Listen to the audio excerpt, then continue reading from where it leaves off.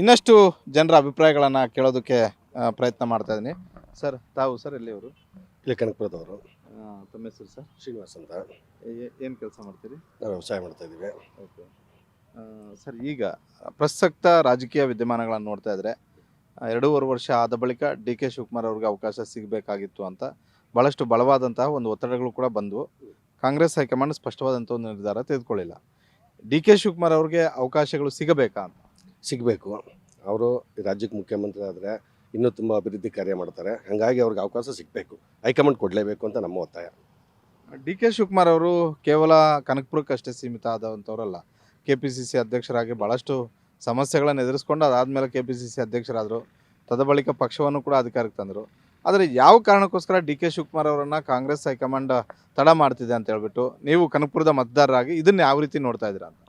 ದಯವಿಟ್ಟು ನಾವು ಹೈಕಮಾಂಡ್ಗೆ ಮನವಿ ಮಾಡೋದು, ಅವರು ಮುಖ್ಯಮಂತ್ರಿ 2.5 ವರ್ಷ ಕೊಡಬೇಕು. ನಮ್ಮ ಕನಕಪುರ ಜನತೆ ಇಡೀ ರಾಜ್ಯದಲ್ಲಿ ತುಂಬ ಅವ್ರ ಅಭಿಮಾನಿಗಳು ಎಲ್ಲರದ್ದು ಅದೇ ಇದಿದೆ, ಎಲ್ಲರದ್ದು ಅದೇ ಅಭಿಪ್ರಾಯ ಇದೆ.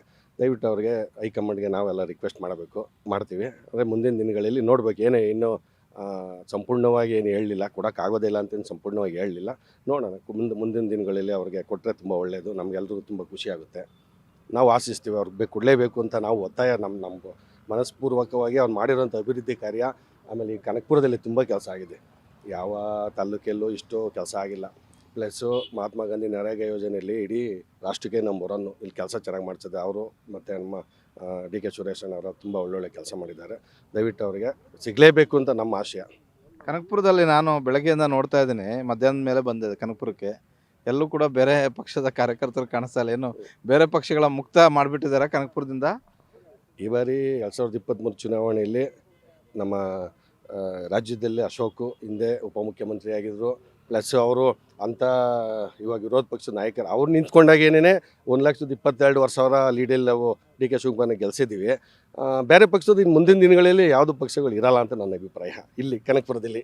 ಅಲ್ಲ, ಈಗ ಡಿ ಕೆ ಶಿವಕುಮಾರ್ ಮತ್ತು ಡಿ ಕೆ ಸುರೇಶ್ ಅವರು ನಿಮ್ಮನ್ನೆಲ್ಲರನ್ನೂ ಇಟ್ಕೊಂಡು ಪಕ್ಷ ಕಟ್ತಿದ್ದಾರೆ ಅಂತ ಹೇಳಿದ್ರೆ, ಅದು ಪ್ರೀತಿಯ ಮೇಲೆ ಪಕ್ಷವನ್ನು ಕಟ್ತಾ ಇದ್ದಾರಾ, ಇಲ್ಲ ಅವ್ರ ಮೇಲೆ ಒಂದಷ್ಟು ಆರೋಪಗಳು ಕೆಲವರು ಮಾಡ್ತಾರೆ, ಬೇರೆ ಬೇರೆ ರಾಜಕಾರಣಿಗಳು, ಅದ್ರ ಮೇಲೆ ಏನಾದರೂ ಒತ್ತಡಕ್ಕೆ ಒಳಗಾಗಿ ಕಾಂಗ್ರೆಸ್ಗೆ ಸೇರ್ಪಡೆ ಆಗ್ತಾ ಇದ್ದಾರೆ ಯಾರಾದರೂ ಬೇರೆಯವರು ಅಂತ? ಇಲ್ಲ, ಅದು ಸುಳ್ಳು. ಅವ್ರ ಅಭಿವೃದ್ಧಿ ಕಾರ್ಯ ನೋಡಿ, ಮತ್ತು ಅವರು ಜನಪರ ಕೆಲಸ. ಪ್ಲಸ್ ಅವರು ಈಗ ಫಾರ್ ಎಕ್ಸಾಂಪಲ್ಲು ನಾವು ಈಗ ಕನಕೋತ್ಸವ ಯಾವ ತಾಲೂಕಲ್ಲಿ ಯಾವ ವಿಧಾನಸಭಾ ಕ್ಷೇತ್ರದ ನಮ್ಮ ಕರ್ನಾಟಕದಲ್ಲಿ ಯಾರೂ ಮಾಡಲ್ಲ. ಪ್ರತಿಭಾನ್ವಿತ ವಿದ್ಯಾರ್ಥಿಗಳಿಗಾಗಲಿ ಬೇರೆ ಯಾವ ನಮ್ಮ ಟ್ರಸ್ಟಿಂದ DKS ಟ್ರಸ್ಟಿಂದ ಯಾವ MLAಗಳಿಗೂ ಕೆಲಸ ಮಾಡಲ್ಲ ಯಾರು. ಇಡೀ ನಮ್ಮ ಕರ್ನಾಟಕ ಅಂತ ನಾನು ಎಷ್ಟೋ MLAಗಳು ನೋಡಿದ್ವಿ, ಯಾರೂ ಮಾಡಲ್ಲ. ಇವರು ತುಂಬ ಆ ಥರ ಎಲ್ಲ ಕೆಲಸ ಮಾಡಿ ಅವರೆಲ್ಲ ಒಳ್ಳೆ ಅಭಿಪ್ರಾಯ ಇದೆ. ಅವರು ತುಂಬ ನಮ್ಮ ಮುಖ್ಯಮಂತ್ರಿ ಆಗಬೇಕು ಅಂತ ನಮ್ಮ ಆಸೆ. ಡಿ ಕೆ ಶಿವಕುಮಾರ್ ಅವರು ಮುಖ್ಯಮಂತ್ರಿ ಆಗಬೇಕು ಸರ್, ಆಗಬೇಕು. ನಮ್ಮಂಥ ನಾವೆಲ್ಲ LLB ಮಾಡಿದ್ದು ರಾಮನಗರದಲ್ಲಿ. ನಮ್ಮಂಥ ಸ್ಟೂಡೆಂಟ್ಸ್ಗೆ ಒಂದು LLB ಕಾಲೇಜ್ ಓಪನ್ ಮಾಡಬೇಕು ಕನಕಪುರದಲ್ಲಿ. ಇವತ್ತು ಇಷ್ಟೊಂದು ಕನಕಪುರ ಡೆವಲಪ್ ಆಗಿರೋದಕ್ಕೆ ಅವ್ರದ್ದು ತುಂಬ ಕಾಂಟ್ರಿಬ್ಯೂಷನ್ ಅವ್ರದ್ದು ಇದೆ. ಇನ್ನೂ ಒಳ್ಳೊಳ್ಳೆ ಕಾರ್ಯಗಳು ನಡಿಬೇಕು ಅಂದರೆ ಅವರು ಮುಖ್ಯಮಂತ್ರಿ ಆಗಬೇಕು. ಈಗ 2.5 ವರ್ಷ ಆದ ಬಳಿಕ ಡಿ ಕೆ ಶಿವಕುಮಾರ್ ಅವರು ಮುಖ್ಯಮಂತ್ರಿ ಆಗ್ತಾರೆ ಅನ್ನುವಂಥ ಒಂದು ಚರ್ಚೆ ಬಲವಾಗಿತ್ತು. ನವೆಂಬರ್ ತಿಂಗಳಿನಲ್ಲೂ ಕೂಡ ಡಿ ಕೆ ಶಿವಕುಮಾರ್ ಅವರು ಮುಖ್ಯಮಂತ್ರಿ ಆಗಬೇಕು ಅಂತಲೇ ಹೇಳ್ತಿದ್ದಾರೆ.